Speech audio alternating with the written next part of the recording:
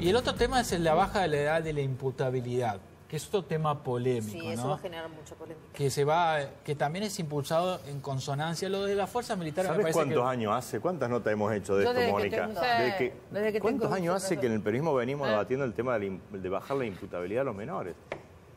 Y que te dicen, hay que bajar porque no puede ser, y la otra biblioteca que dice, no es la solución. Recordemos que el régimen de la edad de la imputabilidad ya se bajó, en un momento era de 18, se bajó a 16. 16, sí. Hoy está en 16 años. Y se habla de 14 y algunos sostienen de 13, que bueno, es una cuestión que para mí genera muchísima polémica. Algo hay que hacer, nadie puede disentir sobre eso. Lo que pasa es que tiene que ser algo mucho más integral. Nosotros tenemos la visión de bajar la edad de imputabilidad a 14 años. Sí, todo el espacio, tanto Javier como Carolina Píparo, en general estamos todos de acuerdo en que hay que bajar la imputabilidad penal. ¿Eso depende de ustedes o eso tiene que pasar por Congreso? No, eso pasa por el Congreso, eso lo tenemos que proponer, pero creo que en eso estamos todos bastante de acuerdo en que hay que bajar la imputabilidad penal, sobre todo en ese tipo de situaciones que son... bueno, ya... A 14, sí, lo tenés a 14. Que implica la vida de otro ser humano. Ahora, de nuevo, no creo que haya que, para reprimir el delito, y acá es una palabra casi neurálgica para la izquierda, la represión...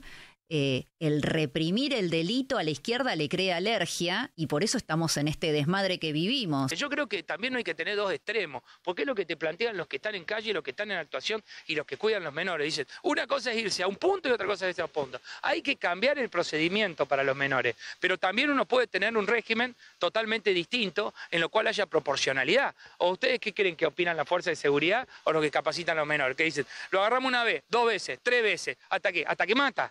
Y cuando mata ponemos los temas en estado público. Bueno, lo que tenemos que cambiar es hacer un régimen que puede ser proporcional también.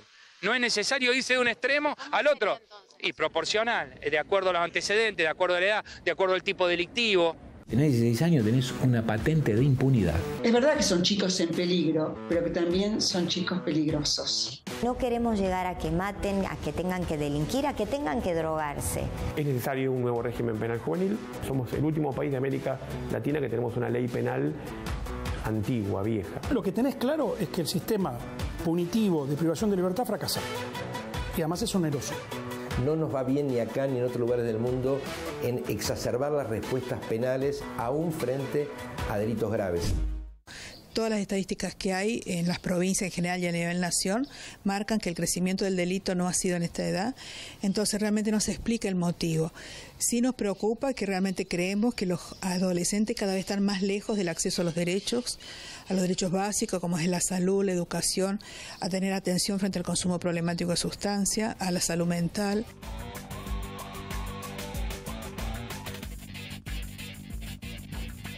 ¿Cómo les va? ¿Cómo andan? Muy buenas noches, bienvenidos. Esto es Redacción Abierta. Como lo vieron recién, esa cronología que hicimos con la producción no se trata solamente de noticias actuales. Estamos hablando de que vamos a tratar con los invitados el tema siempre tirado sobre la mesa en momentos en donde se hace mucha presión mediática por la inseguridad de la baja de imputabilidad.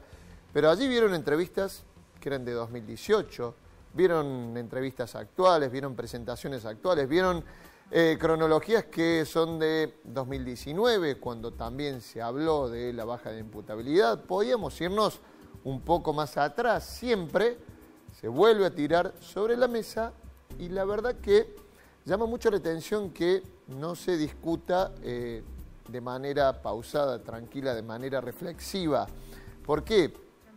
Hace un par de semanas el ex jefe de gabinete, ya fue eyectado del Gobierno Nacional, Nicolás Pose, estuvo en el Congreso y dijo que se venía estudiando un proyecto que el Ministerio de Justicia va a presentar para bajar la edad de imputabilidad.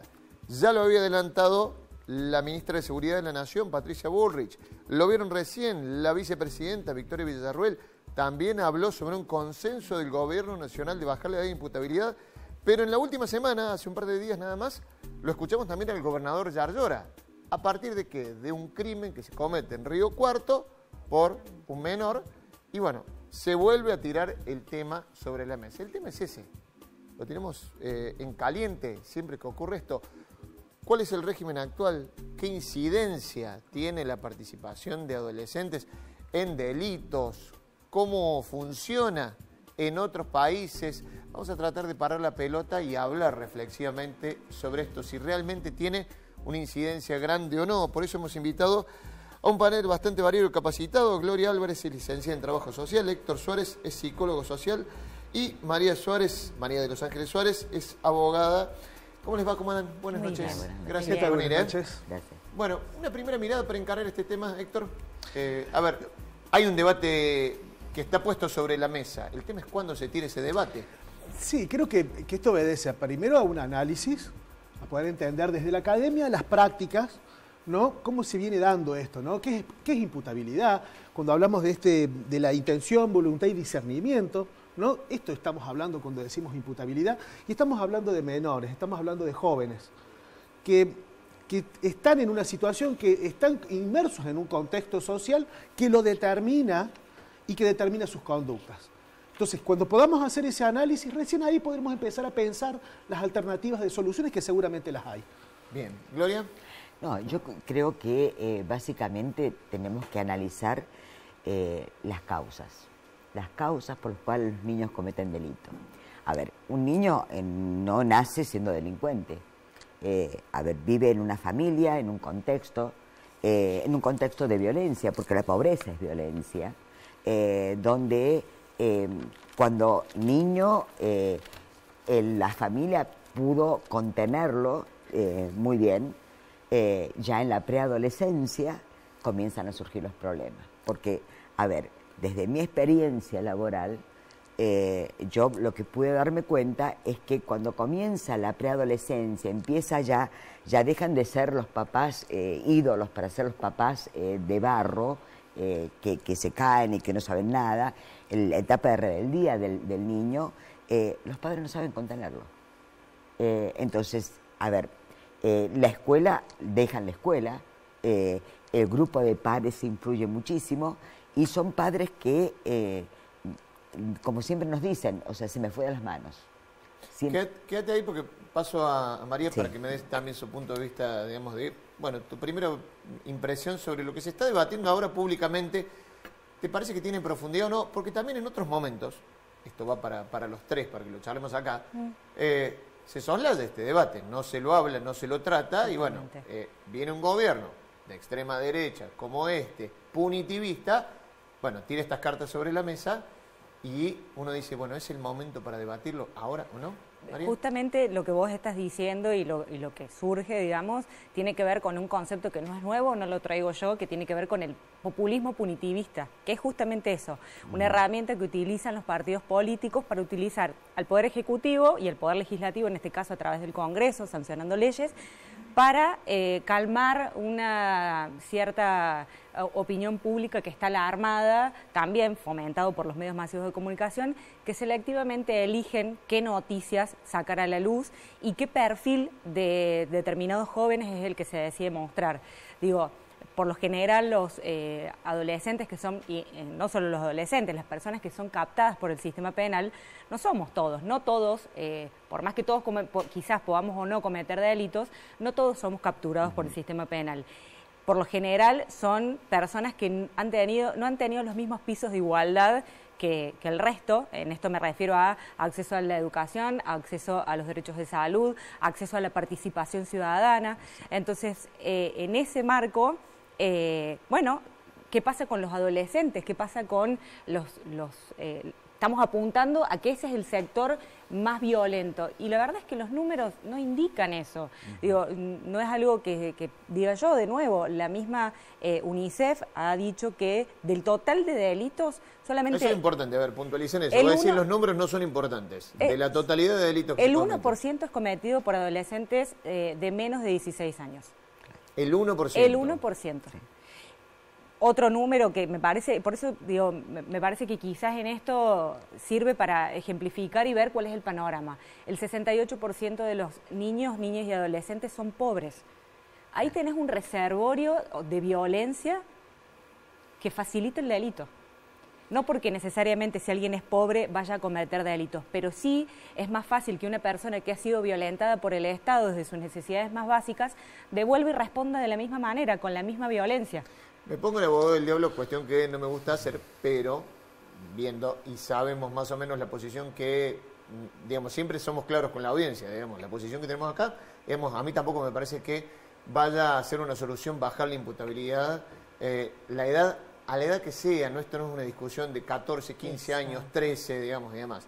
Ahora, por otro lado, te podría venir alguien y decirte, bueno, pero vos me hablas de las causas, vos me decís digamos, la base, hablaste muy bien, Gloria, sobre esto, es decir, bueno, los contextos donde se crían los chicos, ¿y qué haces en el mientras tanto?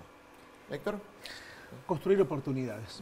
Creo que siempre, a ver, estamos hablando de jóvenes con necesidades básicas insatisfechas, en miembros de familias con necesidades básicas insatisfechas, en un contexto donde se habla de capital humano, que eso es muy delicado porque lo ponemos al sujeto en condiciones económicas, de capitalismo y de capital, y está desprovisto de capital, a su vez, y no tiene oportunidades laborales. Entonces, se pierde de vista el desarrollo social para hablar de capital humano. Entonces, si nosotros no le damos las oportunidades al joven y su familia, porque este joven que está inmerso en droga, que es dependiente de una abuela, que está necesitando que le acomode la jubilación, que está dependiendo de una escuela, que la docente necesita un aumento también en su salario, todos esos factores van a determinar que este joven esté en situación de vulnerabilidad. Ahora, ¿cuál es la solución? Sacarlo de la vulnerabilidad. A ver, la violencia y el delito son hijos de la exclusión, se dice mucho esa frase, ¿no? Bueno, entonces hagamos procesos y proyectos de inclusión en lo laboral, en lo educativo, en la salud, en el deporte. Vos estás hablando de una cuestión más preventiva, si se quiere, y otro podría preguntarte de vuelta, te lo pregunto a vos, Gloria, y mientras tanto, por ejemplo, porque la ley todavía, corregime si no, sí. María, digamos, es punible el joven, el adolescente que comete delitos hasta los 16 años. A partir de los 16 años. ¿Qué se hace con un chico de 15, 14 años que esté involucrado en un delito grave? Bueno, perdón, puedo, sí. Digamos, evidentemente si hay un semejante problema, tiene que haber una respuesta, ¿no? No estamos diciendo, bueno, ya está, como no es punible, no hay que intervenir desde ningún lado. Lo que estamos diciendo es que la respuesta no debe ser desde el derecho penal, que la respuesta tiene que ser desde el Estado, pero a través de los organismos de protección de derechos, que es el sistema de niñez que tenemos nosotros, que adoptamos a través de la Convención y las últimas leyes que tenemos. Eso es lo que decimos. Digamos, es un renunciamiento que hacemos los adultos como sociedad a perseguir y castigar a un adolescente que ha cometido un delito, porque consideramos que nosotros como adultos y como sociedad y como Estado somos en gran medida responsables de ese hecho en particular. Dejamos de mirarlo como un hecho aislado, una persona aislada, y nos ponemos en ese contexto haciéndonos parte. Y el hacernos parte es también renunciar a la persecución, no renunciar a dar respuestas, pues no estamos diciendo eso, estamos diciendo, sí, hay que intervenir a esa familia o a ese adolescente que ha cometido un delito, pero ¿para qué? Para que sufra, para que castigarlo, para penarlo, o para intentar que pueda comprender las razones que lo llevaron a delinquir, que pueden empatizar con el dolor ajeno y que pueda restaurar el daño que ha causado. A eso es lo que se apunta el sistema restaurativo, que es el que está vigente hoy y es lo que se propone en todos los adolescentes y mucho más en los que tienen menos de 16 años. Creo que tenemos que empezar a revisar las políticas de niñez, porque, a ver, la no existencia de una política de niñez es una política en sí misma. Claro. ¿Sí? Entonces, a ver... Cuando decís la no existencia de políticas de niñez, te referís porque, digamos, hay una CENAF, hay jueces de menores, pero ¿qué pasa con eso? Claro, o sea, a ver, yo no, digo que tenemos que empezar a revisar cómo estamos trabajando con el tema de niñez. Bien. Porque, a ver, siempre tenemos que buscar proyectos que tiendan a la prevención. A ver, la institucionalización es netamente iatrogénica para un niño. Netamente iatrogénica. Lo daña. Entonces, no podemos caer en esto. Porque, a ver, si nosotros, el chico va a una institución y no se trabaja con el medio donde pertenece, con la familia donde está inserto, o sea, es la nada misma. Por el contrario, lo dañamos porque pasa a estar encerrado un tiempo y vuelve a la nada, vuelve a lo mismo de donde salió. Que eso pasó en el año 2003, por ejemplo. Estaban encerrados en comisarías y salían, hacían todo el proceso penal y volvían nuevamente a la casa donde no se había modificado absolutamente nada. Está demostrado de que un niño que tiene oportunidades educativas, donde se trabaja para un proyecto de vida, es un chico que no vuelve a cometer delito. Mira, le voy a pedir al director que ponga uno de los tapes que seleccionamos con la producción. No es santo de mi devoción, sino que lo traigo acá justamente para seguir abriendo el debate. ¿De quién estamos hablando? Del exministro de Seguridad de la provincia de Buenos Aires, Sergio Berni. Alguien que se ha declarado punitivista, ya que ocupó cargos en el gobierno nacional, en un gobierno que uno pensaría, bueno, las ideas de Sergio Berni no tenían mucho lugar, sin embargo, ocupó cargos como secretario de Seguridad, ocupó el cargo como ministro de Seguridad del gobierno de Axel Kicillof. Bueno, justamente Sergio Berni tiene que ver con lo que yo les preguntaba recién. Dice, bueno, a ver, el progresismo para mí esconde la cabeza cuando le hablan de estos temas. Vemos el tape y lo charlamos acá. Mire, por distrito usted tiene entre 200 y 300 menores que son conflictivos para cada uno de los distritos. Me va a decir que un municipio no se puede, que un Estado no puede encargarse de resolver el problema de 300 menores en un municipio que son los que roban, entran al narcotráfico. ¿Por qué? Porque como abusándose en su inimputabilidad, los narcotraficantes los toman como mano de obra. Y pasa esto, empiezan robando, empiezan el narcotráfico, empiezan con el uso de armas. Yo le muestro estos chicos que estábamos hablando recién, la relación que tienen con armas y armas que vienen del narcotráfico, y cómo se va haciendo una bola que no puede ser que el Estado, con 200 o 300 menores en cada uno de los distritos, no pueda intervenir de manera exitosa. Ahora, ¿el progresismo le podría decir está criminalizando a la niñez o en vez de atacar el narcotráfico se ataca el lado más débil, por ejemplo? Yo respeto la posición de todos, la posición ideológica de todo el mundo. Ahora, yo le hago una pregunta. ¿La relación de los menores con la ley mejoró o empeoró? Empeoró. Entonces, al progresismo hay que decirle, señores, a todos aquellos que no quieren tratar la ley, que quieren esconder la cabeza como el avestruz para no hacerse cargo de una responsabilidad que le compete, que es tratar la inimputabilidad de los menores, se tienen que hacer cargo porque la situación está empeorando cada vez más. Bueno, provocador, como siempre, el ministro de Seguridad de la provincia de Buenos Aires, pero diciendo, desde el progresismo, cuando uno tira este tema, se esconde la cabeza. Sí, María. Me parece que nada, que está buenísimo escuchar esto, porque cala mucho este discurso. Exacto, y porque digo, de esto se habla y agradecemos este espacio de poder debatirlo, digamos. Primero, desde el progresismo, si representamos el progresismo, no estamos, o por lo menos desde la postura que mantengo yo y desde el colectivo que represento, la idea no es no hablar de la edad de inimputabilidad, la idea es no solo hablar de eso, sino hablar del sistema de responsabilidad penal juvenil, ¿sí? Y eso implica cuestionar una ley vigente, que es la 22278, que es una ley de la época de la dictadura. Sí, está claro que el sistema no está funcionando. Lo que nosotros decimos es la respuesta no es bajar la edad. La respuesta no es esa. Entonces, estos discursos que decimos de hay que poner más instituciones en los barrios locales, tiene que haber escuelas primarias y secundarias cercanas, se tienen que, o sea, y eso no implica más policía y más persecución, sino implica más Estado en el sentido de restitución de derechos. Todo eso parece que fuera aislado y, sin embargo, es la línea directa que explica el delito. Y otra de las causas, digamos, que me da el pie para poder hablar de esto, es que muchos de los discursos que se hablan o que se imponen tienen que ver con esto. Los adultos, los criminales, utilizan a los adolescentes para cometer delitos. Sí. Bueno, digo, primero, ¿qué clase de adolescentes son cooptados por el delito? ¿Cualquiera? ¿Clase media, clase alta, con todos los derechos satisfechos? ¿O aquellos sectores de la sociedad más vulnerables? No, los sectores más vulnerables. Entonces, primero, ¿qué pasa con el Estado que está dejando a la deriva a un grupo grande de adolescentes? Primer pregunta. Segunda cuestión.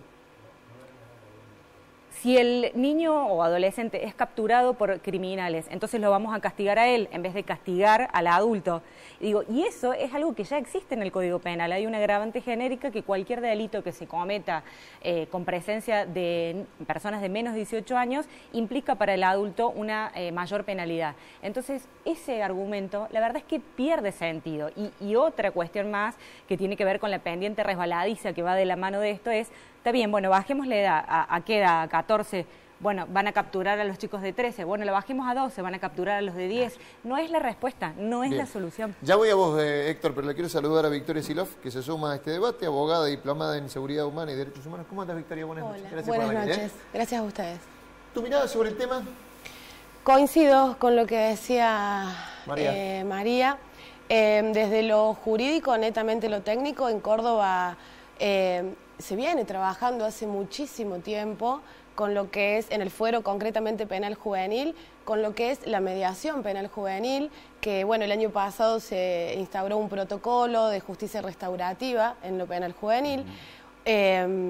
Digamos, se viene trabajando y los resultados de todos esos años de trabajo en la mediación con los jóvenes que han cometido un hecho delictivo es que la tasa de reiterancia delictiva es bajísima. Bueno, con respecto a eso, digamos, cruzo una pregunta porque en uno de los primeros tapes que veíamos, lo veíamos el gobernador Yarlora, hablando esta semana sobre el tema de baja imputabilidad y dijo dos cosas a las que te referís.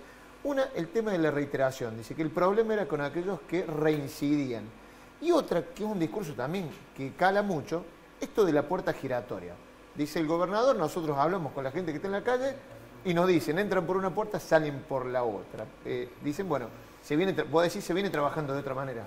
Sí, desde el año por lo menos 2010 había mediaciones, no en el Centro Judicial de Mediaciones de Córdoba, sino a través de CENAF. Entonces se derivaban casos, incluso graves, te estoy hablando de homicidios, incluso no estando reglamentada la mediación, y se acordaba una mediación con la víctima, el victimario, el joven, se hacía un acta, se acordaba, se hacía un seguimiento de esa mediación, de ese acuerdo, y los resultados año a año, 2010, 2011, 2013, 2014, eran, por ejemplo, las mediaciones del año 2010, suponete 32 acuerdos, la reiteración delictiva era de un pibe que reiteraba en el delito. Hasta el 2018, que fueron las estadísticas, ¿no? Del 2010 al 2018, uno de esos 32 casos, por ejemplo, que se llegaba a mediación, reiteraba en el delito. No es que no hay reiterancia, pero es bajísima cuando se somete a la mediación. Eso fue, todo ese trabajo se fue acumulando. Entonces, veamos, ¿por qué, digamos, incluso uno veía una línea nacional que venía en coincidencia con eso? ¿Por qué crees que desde la política cordobesa también se toma eso como papa caliente y se lo tira de vuelta hacia la opinión pública, calando también en el discurso? Y me parece que es funcional. Primero es que estamos en un contexto, una coyuntura en el tema de seguridad. Cuando hay crisis económica siempre pasa lo mismo. Yo desde que tengo uso de razón que estos temas se ponen en debate todo el tiempo, o las penas más duras, o que entran y salen. Ahora el problema, no podemos, me parece que como adultos, no podemos decir que la culpa de todo la tienen los pibes, porque es como que vos en tu casa digas la culpa es de este chinito, a tu hijo le decís que la culpa de todo la tienen tus hijos. No, los adultos somos responsables de todo lo que pasa en este país, como país. Entonces, la culpa de los jóvenes de última es, nosotros somos responsables de que hoy los pibes cometan un hecho gravísimo como un homicidio. Pero digo, en Córdoba se ha acumulado ese trabajo que no se puede desconocer. Eso derivó en la modificación de la Ley 9944 en el año 2019, donde se incorpora y se modifica esta posibilidad de mediar, de que los menores no punibles, es decir, los menores de 16, sí o sí vayan a mediación, y eso viene dando resultados. ¿Sabes cuál es el problema? Los organismos que intervienen, ya sean CENAF o algunas secretarías del Estado que podrían intervenir y trabajar más, están desguazadas. Hay trabajadores precarizados. ¿Cómo pretendes que un psicólogo, por ejemplo, yendo una vez a la semana, 4 horas a un barrio como Los Cortaderos, solucione o pues se pueda trabajar de manera... Estos son temas que se tienen que trabajar, primero, con plata, ¿sí? Poniendo dinero, recursos, personal idóneo, claro, y pensando y proyectando a largo plazo. Bien. ¿Sí? Ya vuelvo con vos, está más que interesante el punto. Gloria. No, yo acuerdo plenamente. Y sobre lo de recién, digamos, lo que poníamos de Bernie. No, a ver, yo creo que mano dura para todo no sirve, no tiene que servir, no va a servir. Lo que tenemos que hacer, nuevamente yo reitero, es hacer prevención, netamente prevención. Si no hacemos prevención, no sirve. Es lo que decía María recién, o sea, va a llegar un momento que vamos a tener chicos de 6 años que van a estar institucionalizados, o sea, no pasa por ahí, pasa por el hecho de decir, o sea, la presencia del Estado frente a políticas concretas, preventivas, donde se visibilice al niño, porque son niños que nadie los ve, únicamente se lo ve cuando comete un delito. Entonces yo me pregunto, a ver, ¿cómo nos habla el niño? ¿Qué voz se escucha en los chicos? Su conducta. ¿Qué es lo que nos están queriendo decir? Cuando un chico entra al complejo Esperanza y van la madre y deja a los más chiquitos al cuidado de otras personas y llega a verlo para el día de visita y lleva el bagallo, que le llaman ellos, que son las cosas que le llevan al chico. A ver, el chico le dice, ¿viste, mamá, que yo existo? ¿Viste que podés dejar todo? ¿Viste, papá, que podés dejar el trabajo y pedir permiso, venir a verme? ¿Viste que yo soy importante? Porque eso es lo que necesitan, que alguien los mire, que sí, alguien vea. En un contexto como este también, donde los padres la están remando más de uno para conseguir laburo, para estar incluidos, sí. Obviamente que esas familias por supuesto que están más que atravesadas por problemas, ¿no? Totalmente, claro. Totalmente. Y si a eso le sumas un chico detenido, mucho más. Entonces, yo creo que, vuelvo a repetir, yo creo que el Estado tiene que intervenir, pero netamente desde la prevención. Netamente de la prevención. Y no es esperar que se cometa un delito para poder salir por todos los medios de comunicación diciendo que este menor cometió un delito. A ver, vayamos para atrás y veamos qué es lo que estamos haciendo. En este momento, el Ministerio de Seguridad está trabajando, que yo estoy trabajando ahí, con un programa que es Familias Comprometidas, donde estamos yendo a todos los polideportivos y trabajamos con familias. Porque, a ver, algunas personas creen en la prevención y nos han contratado para eso. Y, bueno, a ver, hay que decirlo también, porque por ahí a veces por desconocimiento no. Ya el hecho de que bajo la órbita de un Ministerio de Seguridad, por lo menos, no se hable solamente de policías, que son los únicos anuncios que vemos, que hemos visto y somos críticos, decir, bueno, que por lo menos bajo la órbita del Ministerio de Seguridad también se incorpore trabajadores sociales, quiere decir, bueno, que hay que darle un cambio de mirada a la cosa. Héctor, te veo con ganas de hablar. Claro, esto de Bernie es el modelo de la crueldad y del individualismo, que es el modelo reinante, que no es el que va a dar los buenos resultados. A nosotros somos las personas que nos toca trabajar con la mamá, con el pibe, con la familia. Somos los que entramos a la casa del pibe, que estamos entendiendo lo que está pasando. Esta mamá que tiene que llevar un bagallo, que no tiene para el bondi, que es tan sufriente como el joven, que lo que necesita es que la acompañen, es que la asistan a la mamá, a la abuela, porque están sufriendo. Pero no solamente están sufriendo la violencia de los hechos delictivos, están sufriendo las adicciones, están sufriendo la pobreza, están sufriendo la exclusión social, están sufriendo un modelo de que prioriza la economía y el déficit fiscal sobre lo que nosotros necesitamos hoy, es equilibrio social. No necesitamos equilibrio fiscal, nosotros necesitamos un equilibrio social. Estos son los resultados de un desequilibrio social en la distribución de las riquezas, en la distribución de las oportunidades. Eso está pasando y no se dice. Y tenés un tipo que viene a decir, no, bueno, hay que darle cárcel y látigo. De todas formas, esta semana, que era lo que le preguntaba recién a Victoria, el propio gobernador, cuando hace el anuncio de la incorporación de 1.500 cadetes que van a patrullar en las calles de Córdoba, habla y también mete en la discusión pública este tema de la puerta giratoria y la reincidencia. Yo quisiera que me expliquen por ahí las dos personas que están ávidas en derecho, ¿qué pasa con esos chicos, por ejemplo, que tienen abajo de 14? ¿Es la puerta giratoria? ¿Se los vuelven a encontrar, por ejemplo, como el ejemplo es textual del gobernador de esta semana?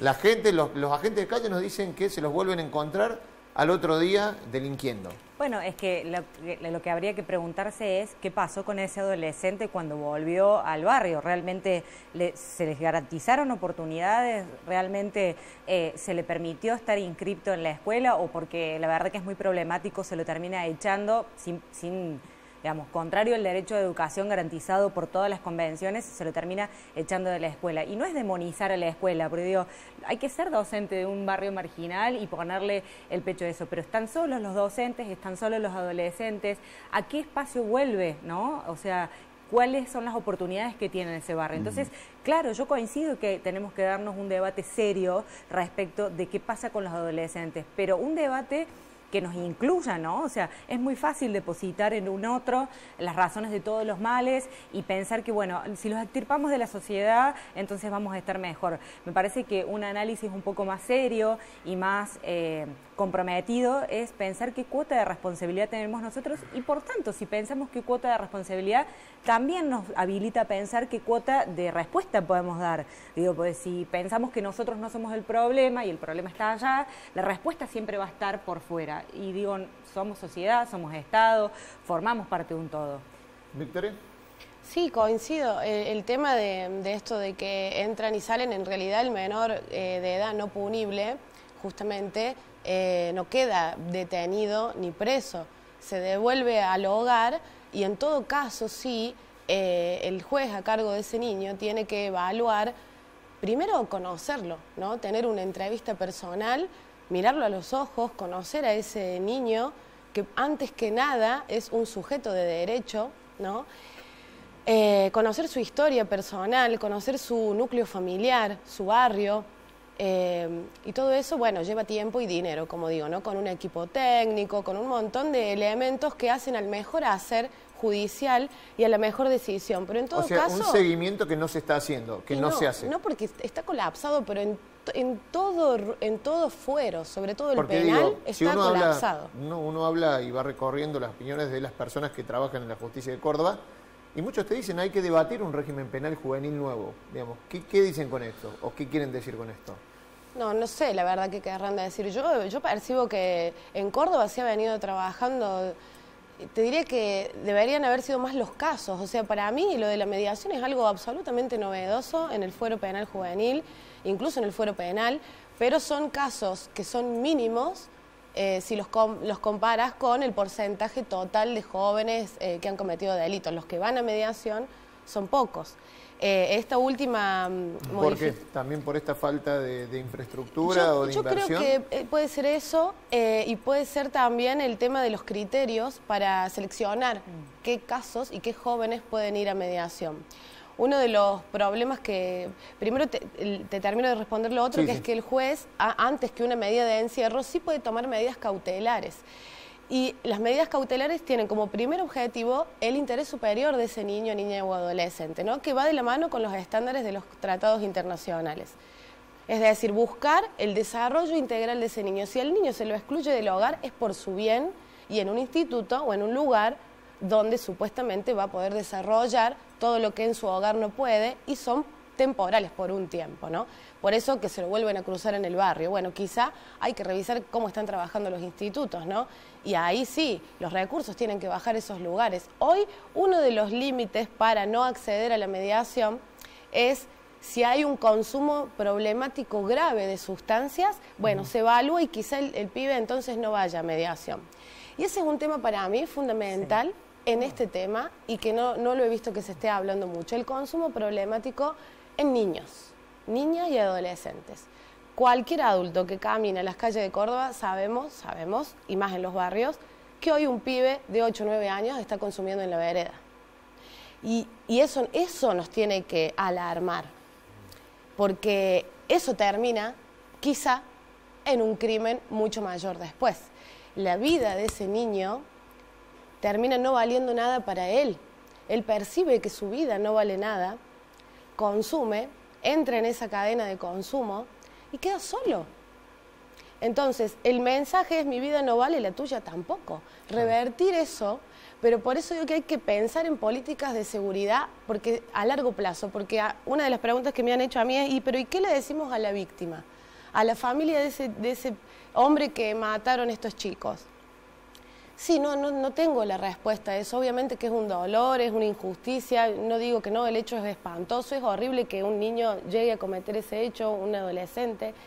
Pero para todos nosotros que somos potenciales víctimas también de un hecho así, no puede ser una solución bajar la edad. Me parece que por eso el tema de securitario necesita un debate y medidas a largo plazo, no medidas que quedan bien, ¿no? Que son marketineras, que ganan un poco de tiempo en la televisión, un par de votos, sí, tiene impacto.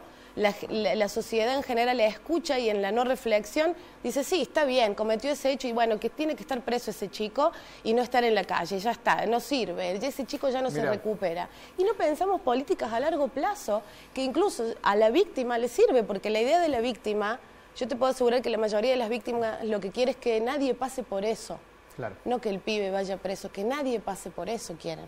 No quiero dejar afuera, justamente para que lo vean, porque lo pasamos en nuestra pantalla, fue entrevista de uno de nuestros compañeros.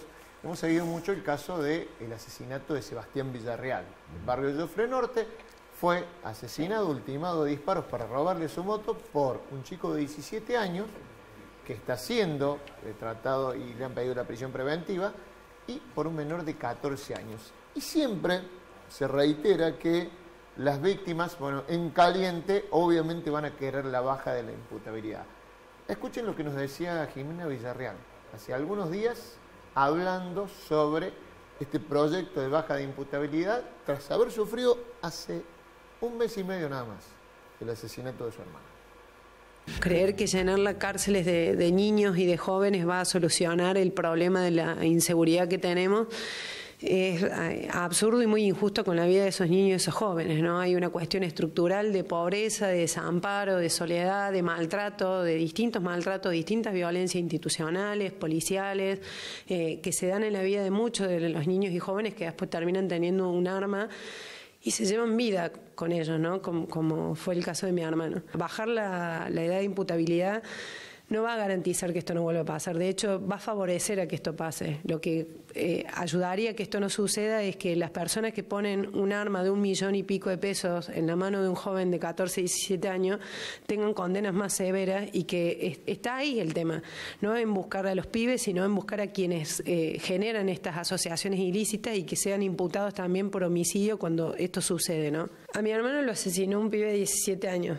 ¿No? Y con otro pibe de 14 años. No se trata de justificar, se trata de comprender que las historias y recorrido de vidas que generan este tipo de acciones no son para todos iguales. Más que valedero el testimonio de Jimena Villarreal, que están llevando adelante diferentes acciones, pidiendo justicia, reclamando por el asesinato, reclamando medidas concretas, pero hablando con esta claridad. Héctor, recién Victoria señaló el tema de los consumos problemáticos y lo que dañan, digamos, y que, bueno, en lo que desemboca. Es un tema central. Cuando se habla de reincidencia, también se habla de recaída. Y claro, si vos le haces un dosaje a ese pibe que cometió un delito, la gran mayoría tiene sustancia en sangre. Y ahí empecemos a hilar más fino. ¿Qué sustancia tiene? ¿Qué es el pipazo? ¿Cómo lo vive la familia el pipazo? ¿Qué es el pipazo? ¿Es cocaína, fumada? Bueno, estudiemos eso, porque eso está determinando conductas. Y hay una persona que provee, y hay una persona que provee el arma, y hay una madre que está sufriendo este pibe que no sabe qué hacer porque el chico está con condiciones clínicas de internación. El chico que está en el pipazo, casi en su gran mayoría, reúne criterios de internación. Y hablemos de salud, entonces. Entonces, corramos los abogados y empecemos a trabajar con los equipos de salud. Porque si no, el derecho penal va a llegar tarde. Nosotros necesitamos que no lleguemos al derecho penal, que nosotros lleguemos a las políticas de salud y de contención social que imposibiliten que el joven llegue a esa condición. Hay que estudiar esa sustancia, porque se habla del pipazo como medio a escondida. Sí, totalmente. A ver, estudiemos eso. ¿Qué es un pipazo? ¿Qué produce en el pibe? ¿Qué necesidad está satisfaciendo? Me queda muy poquito tiempo, tengo, si quieren, y si tienen poder de resumen, 30 segundos para cada una, pero por ahí lo que me gusta plantear, a veces cuando hemos hablado de este tema, es, bueno, en ese mientras tanto, ¿qué hacemos con la prevención que hacemos. Por ejemplo, acá Victoria daba una solución para la que hace falta inversión social, por ejemplo, las mediaciones u otro tipo de respuesta de la justicia. ¿Qué hacemos en los mientras tanto? Gloria, lo que sí, 30 segundos. No, yo creo que tenemos que abrir el debate de políticas, concretamente de niñez, donde no lo judicialicemos al niño, sino que veamos de qué manera podemos ayudarlo para que construya un proyecto de vida, donde todos tenemos que trabajar para eso, porque todos somos responsables.